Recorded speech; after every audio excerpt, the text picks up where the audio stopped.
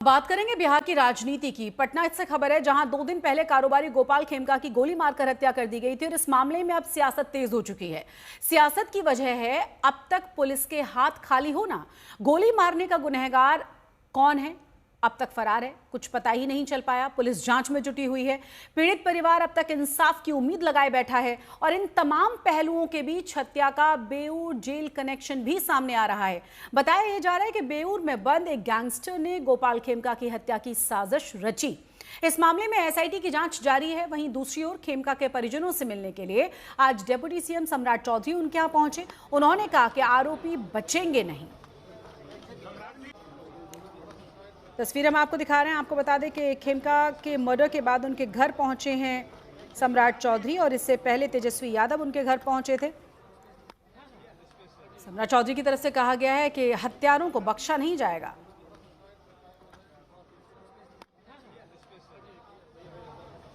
गोपाल खेमका जी की हत्या ये हमारे लिए चुनौती का विषय है। माननीय मुख्यमंत्री जी ने एसआईटी गठन किया है और स्पष्ट निर्देश दिया है, कहीं भी छुपा अपराधी हो उसके खिलाफ कार्रवाई होगा, उसको बख्शे नहीं जाएंगे।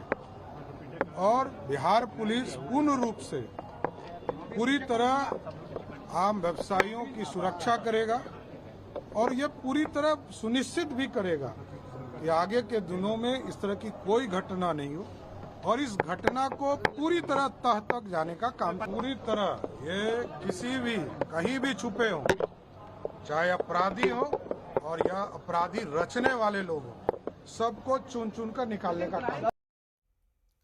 तो पटना साहिब से बीजेपी सांसद रविशंकर प्रसाद भी मृतक गोपाल खेमका के घर पहुंचे थे। उन्होंने परिजनों को सांत्वना दी है। मांग ये की गई है कि प्रशासन की तरफ से अगर कहीं कोई गलती हुई तो उन लापरवाह अधिकारियों पर भी कार्रवाई की जाएगी।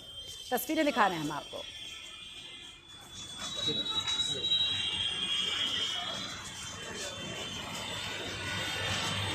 मेरे शहर में एक घटना हुई है तो मुझे पीड़ा तो बहुत है। मैंने सीनियर एसपी से खुद बात की है, अभी वो मुझसे मिलने भी आए थे। मेरे पटना के कलेक्टर से भी बात की है। अभी एक कार्यक्रम में उप मुख्यमंत्री हम दोनों साथ थे।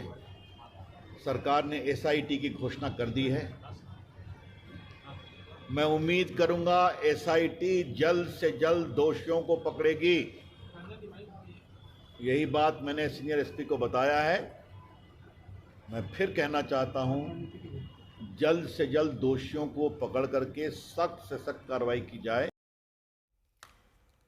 और आपको ये भी बता दें कि लगातार इस पूरे मामले पर जिस तरह से राजनीति की जा रही है, क्योंकि पटना में कारोबारी गोपाल खेमका की हत्या के मामले में बड़ा खुलासा जो हुआ है वो ये कि इस हत्याकांड के पीछे गैंगस्टर अजय वर्मा का हाथ हो सकता है। गैंगस्टर अजय वर्मा फिलहाल बेऊर जेल में बंद है और इसी को लेकर कल पुलिस ने बेऊर जेल में छापेमारी की थी। वहां गैंगस्टर से पूछताछ भी की गई है।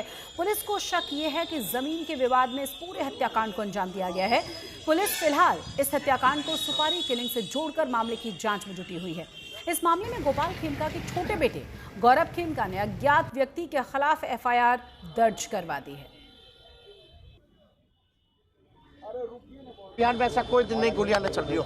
नेता विरोधी दल के यहाँ गोलियां चलती है, मुख्यमंत्री आवास के बाहर गोलियां चलती है, डेवलपमेंट कमिश्नर के बाहर गोलियां चलती है, जज साहब के बाहर गोलियां चलती है, इनके मंत्री के घर के बाहर गोलियां चलती है, विशेषरिया भवन में के सामने रोड पे पीछे पीछे एडीजी लॉ एंड ऑर्डर कौन सा आगे आगे अपराधी गोली मारता हुआ जाता है। आज तक कोई भी अपराधी पकड़ा गया? मेरे घर के बाहर 4 गोलियां चली। क्या हुआ? क्या एक्शन लिया गया? किस पे जिम्मेदारी तय की गई? आप समझ सकते हैं स्थिति बिहार की भयावह है।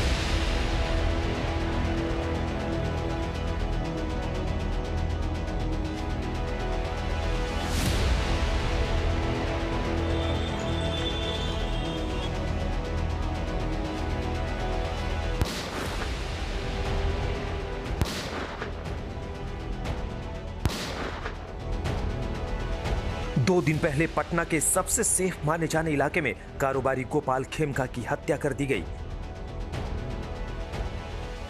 4 जुलाई की रात गोपाल खेमका अपने घर लौटे।